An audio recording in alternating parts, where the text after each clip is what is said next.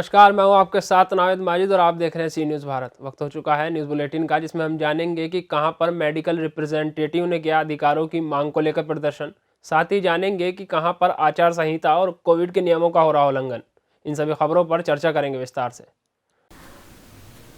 बहुत बड़ी सफलता पुलिस को हाथ लगी है। थाना नौगांवा सादात में पुलिस ने 3 शातिर बदमाशों को पकड़ा है। इनके साथ ही पुलिस ने स्विफ्ट कार, तमंचे सहित इन्हें गिरफ्तार करके जेल भेज दिया। बता दें कि पुलिस अधीक्षक अमरोहा पूनम के कुशल निर्देशन एवं मार्गदर्शक में आने वाले विधानसभा निर्वाचन को नजर में रखते हुए पुलिस अपराध एवं अपराधियों के विरुद्ध चलाए जा रहे अभियान के अंतर्गत आज ये सफलता हासिल की है। थाना नौगांवा सादात क्षेत्र में आज मुठभेड़ के दौरान 3 अभियुक्तों को गिरफ्तार किया गया, जिनके कब्जे से दिनांक 15/1 को लूटी गई स्विफ्ट डिजायर कार तथा ड्राइवर से लूटे गए उनके पर्स, उनका आधार कार्ड आदि बरामद हुआ है। उनके कब्जे से 2 तमंचे और 3 कारतूस भी बरामद हुए हैं। अभियुक्त तीनों ही बिजनौर क्षेत्र के थाना सुहारा क्षेत्र के किवाड़ गांव के रहने वाले हैं। उनके आपराधिक इतिहास के संबंध में जानकारी की जा रही है। तीनों अभियुक्तों को गिरफ्तार कर जेल भेजा गया है। अमरोहा से सी न्यूज़ संवाददाता सुनील की रिपोर्ट। एसएसपी ने वापस करा मोबाइल तो खिले दर्जनों चेहरे। अयोध्या जनपद की स्वाट व सर्विलांस टीम को बड़ी सफलता हाथ लगी है। लोगों के पास से गुम हुए 60 मोबाइल फोन पुलिस द्वारा बरामद कर लिए गए। अधिकांश लोगों के अयोध्या दर्शन करने के दौरान मोबाइल फोन गुम हुए थे। सर्विलांस टीम द्वारा बरामद सभी 60 फोनों को विभिन्न कंपनियों के हैं और सभी को अब उनके जिम्मेदारों को लौटाया जा रहा है। विभिन्न जनपदों से मोबाइल गुमशुदगी की रिपोर्ट लिखवाने वाले आए लोगों ने अयोध्या पुलिस की प्रशंसा भी की है। एसएसपी शैलेश पांडे ने सभी आवेदकों को उनका मोबाइल फोन सौंपा है। सराहनीय कार्य करते हुए 60 स्मार्टफोन्स बरामद किए हैं, जो विभिन्न तिथियों में खो गए थे, गायब हो गए थे। उनका पता लगाकर उनके जो ओनर्स थे उनको डिस्ट्रीब्यूट किया गया है। इसमें लगभग 50 लोग यहाँ उपस्थित किए गए थे। बाकी लोग जो नहीं आ पाए हैं उनकी आइडेंटिटी को असर्टेन करके हम लोग उनके पते पे उसको भिजवाते। ये जो मोबाइल थे वो यहाँ के स्थानीय लोगों के तथा कई सारे दर्शनार्थी विभिन्न आयोजनों में यहाँ पे डेली बेसिस पर आते हैं, उनके भी कुछ मोबाइल फ़ोन्स थे जिनका पता लगाकर बरामद करके उनके जो ओनर्स हैं उनको हम लोगों ने डिस्ट्रीब्यूट कराया। सर, जिसके पास अयोध्या से सी न्यूज़ संवाददाता अपूर्व पाठक की रिपोर्ट। शहर में विकास भवन रोड स्थित उप निदेशक श्रम कार्यालय पर आज उत्तर प्रदेश उत्तराखंड मेडिकल रिप्रेजेंटेटिवों ने अधिकारों की मांग को लेकर प्रदर्शन किया। आज सैकड़ों की तादाद में अधिकारों की मांग को लेकर 16 सूत्री मांगों को लेकर देशव्यापी हड़ताल पर सभी रहे। मेडिकल रिप्रेजेंटेटिवों ने 44 श्रम कानूनों की बहाली व 4 श्रम साहित्यों को रद्द करने समेत दवा उपकरणों के दामों में कमी करने और जीएसटी हटाने की मांग की है। इसी क्रम में अन्य राज्यों की तरह उत्तर प्रदेश में भी 8 घंटे काम करने के अधिकार सहित न्यूनतम वेतन 26,000 रुपये निर्धारित करने समेत दवाओं की ऑनलाइन बिक्री पर रोक लगाने की मांग करते हुए प्रदर्शन किया गया। बुलंदशहर से सी न्यूज़ संवाददाता नितिन सिंह की रिपोर्ट। यूपी के बुलंदशहर की सिकंदराबाद सीट से लालू यादव के दामाद राहुल यादव ने नामांकन दाखिल किया। सपा रालोद गठबंधन के प्रत्याशी हैं राहुल यादव। राहुल यादव ने कहा कि 2022 में बदलाव होगा, अखिलेश राज होगा। मौसम बहुत सर्द है और बर्फ जमी है, जिसे युवाओं की गर्मी और परिश्रम से ही पिघलाया जा सकता है। बेरोजगारी, महंगाई, किसानों की समस्याएं चुनावी मुद्दा होंगी। लालू जी के दामाद भी हैं, तो किस तरह से चुनाव? देखिए, जिस तरह आपने कहा हॉट सीट का तो पता नहीं, लेकिन मौसम बहुत सर्द है और इस जमी हुई बर्फ़ में जो इस सरकार में लगी हुई है, इसको युवाओं की गर्मी और परिश्रम से ही पिघलाया जा सकता है। तो हम तो सिर्फ इतना जानते हैं कि हम यहाँ पे नामांकन करने आए हैं और इस सरकार को बदलने आए हैं। जब मुस्लिम बाहुल्य सीट है सिकंदराबाद, मुस्लिम बाहुल्य क्या होता है? हिंदुस्तान है, सब हिंदुस्तानी बाहुल्य सीट हैं। तो चुनावी मुद्दे क्या रहेंगे? चुनावी मुद्दे युवाओं की बेरोज़गारी, सरसों तेल का 250 रुपये लीटर हो जाना, पेट्रोल, महंगाई, अत्याचार, किसान, किसान का मुद्दा सबसे बड़ा मुद्दा है इस देश के अंदर। बुलंदशहर से सी न्यूज़ संवाददाता नितिन सिंह की रिपोर्ट। महोबा में जिला निर्वाचन अधिकारी की लापरवाही के चलते चुनाव आदर्श आचार संहिता और कोविड-19 नियमों का जमकर उल्लंघन करने का मामला सामने आया। ग्राम प्रधान प्रतिनिधि के द्वारा क्रिकेट टूर्नामेंट के आयोजन के नाम पर हजारों की भीड़ एकत्रित कर बार बालाओं के ठुमके पर जमकर अश्लील डांस करते हुए वीडियो वायरल हो रहा है। फिलहाल वीडियो वायरल होने का संज्ञान लेते हुए एसडीएम श्वेता पांडे ने जाँच कर आरोपियों के खिलाफ कार्रवाई करने की बात कही है। मैम, कोरोना और आचार संहिता चल रही है और महोबा थाना क्षेत्र के पचारा गांव में बारहवालाओं का डांस और टूर्नामेंट कराया जा रहा है। क्या है पूरा मामला? देखिए, मामला मेरे संज्ञान में आया है, मैं इसकी जांच करवा रही हूँ और जांच में जो भी दोषी पाए जाएंगे उनके खिलाफ कार्रवाई की जाएगी। क्या कार्रवाई होगी मैम? देखिए, अगर आचार संहिता का उल्लंघन हुआ है तो उस प्रकरण में जो भी दोष बनेगा तो उसके खिलाफ कार्रवाई। महोबा से सी न्यूज़ संवाददाता राहुल कश्यप की रिपोर्ट। थाना आदमपुर क्षेत्र के गांव गुरेठा खादर में गणेश शर्मा पुत्र स्वर्गीय रमाकांत शर्मा के बेटे को किसी ने गोली मार दी। बताया जा रहा है कि लड़का कक्षा 10 में सूरजमुखी इंटर कॉलेज में पढ़ता था। फिलहाल इस पूरे मामले में पुलिस अग्रिम कार्रवाई करने में जुटी हुई है। गणेश उसके पापा क्या नाम है? बबलू। तो ये लड़का कहाँ का सो रहा था? ये यहाँ में टीन वाली में। टीन वाली में कहाँ? बाहर। दूसरी कहीं जगह है? है?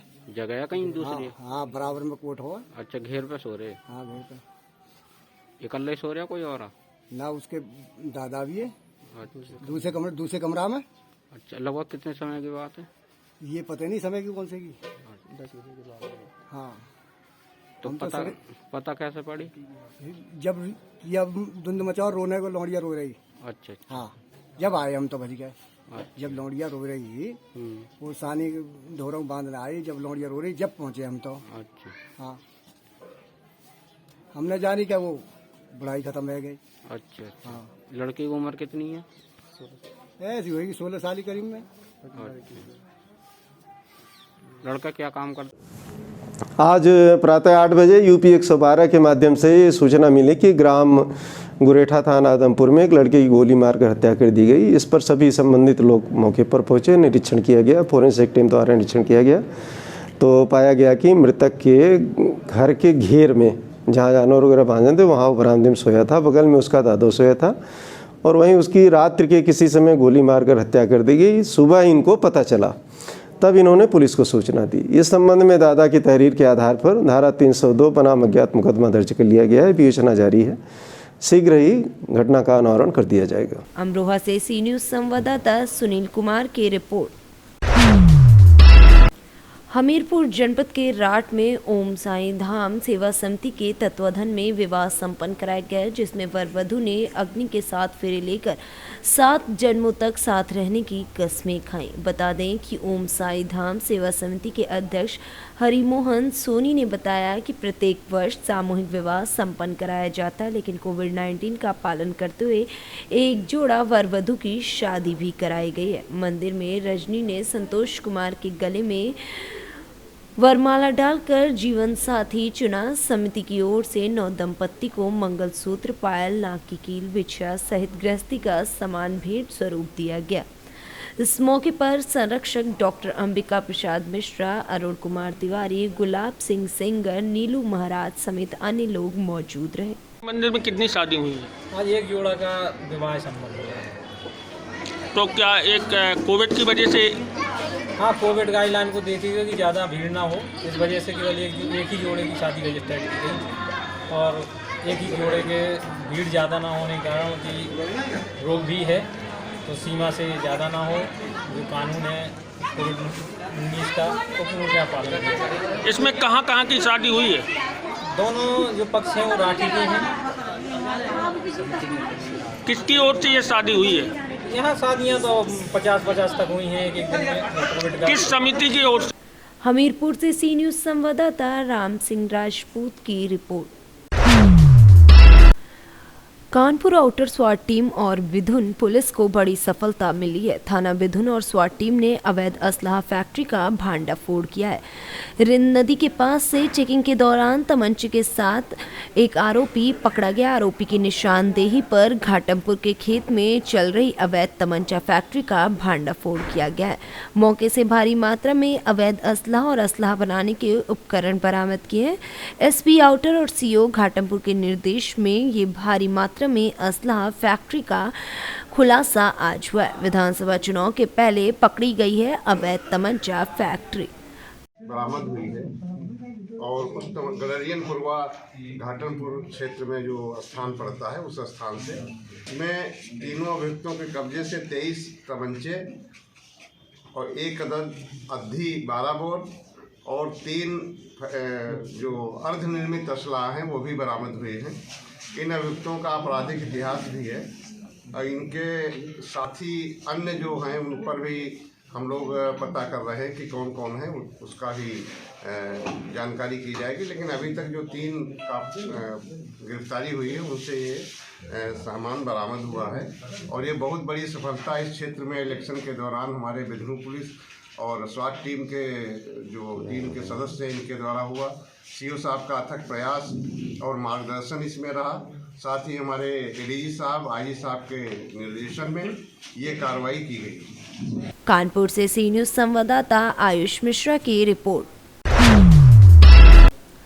खबर मुजफ्फरपुर जिले के बांद्रा प्रखंड से है, जहां महेशपुर में बुधवार को महेशपुर महिला दुग्ध उत्पादक सहयोग समिति के 345 दुग्ध उत्पादक पशुपालक के बीच समिति की ओर से अष्टम लाभांश का वितरण किया गया। लाभांश वितरण समारोह की अध्यक्षता समिति के अध्यक्ष रेखा देवी व संचालन पथ पर्यवेक्षक जयप्रकाश कुमार ने किया। समारोह में दुग्ध उत्पादकों के बीच लाभांश के साथ साथ पशु का दवा भी वितरण किया गया। इस दौरान 25 निर्धन और असहाय लोगों को ठंड से बचाव हेतु समिति की ओर से कंबल भी दी गए। मौके पर मुखिया हरिश्चंद्र राम तिमुल अध्यक्ष समेत अन्य लोग मौजूद रहे। मुजफ्फरपुर से सी न्यूज़ संवाददाता गंधीर कुमार झा की रिपोर्ट। लकड़ी चोरी का शिकायत लेकर पहुंची महिला को पड़ोसियों ने जमकर पीटा। पड़ोसियों ने एक महिला के घर से लकड़ी चोरी मामले में एक राय होकर महिला की ही जमकर पिटाई कर दी। पीड़िता ने इस संबंध में पट्टी कोतवाली में तहरीर देकर आरोपियों के खिलाफ कार्रवाई की मांग की है। पट्टी कोतवाली क्षेत्र के बहुता गांव में सुनीता पत्नी संतोष कुमार ने बताया कि बीते 17 जनवरी को रात 8 बजे जब वह घर में खाना बना रही थी, घर में लकड़ी चोरी होने की बात सामने आई, जिसके बाद उसने पड़ोसियों को उल्हाना देने लगी, जिससे उसके पड़ोसी 4 लोग इकट्ठा होकर उसे जमकर मारने पीटने लगे। क्या नाम है आपका? सुनीता। पति का? संतोष। क्या मामला हुआ है? आप पति को तौलिए आए हैं इस टाइम?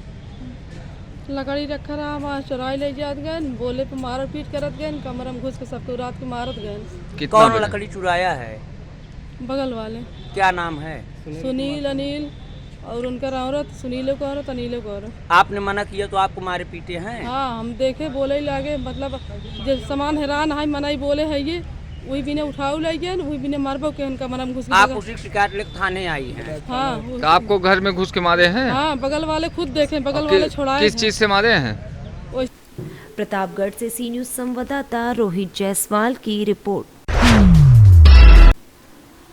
2 सेवादार साधु की हत्या मामले में फैसला आया, जहां आरोपी मुरारी उर्फ राजू को आजीवन कारावास और 20,000 रुपये अर्थदंड की सजा सुनाई गई है। एडीजे ज्ञान प्रकाश तिवारी न्यायालय अनूप शहर ने ये फैसला सुनाया। 4 अप्रैल 2020 को अनूप शहर के पागौना गांव में 2 सेवादार साधुओं की हत्या हुई थी। आरोपी ने अपनी बेइज्जती का बदला लेने के लिए वारदात को अंजाम दिया था।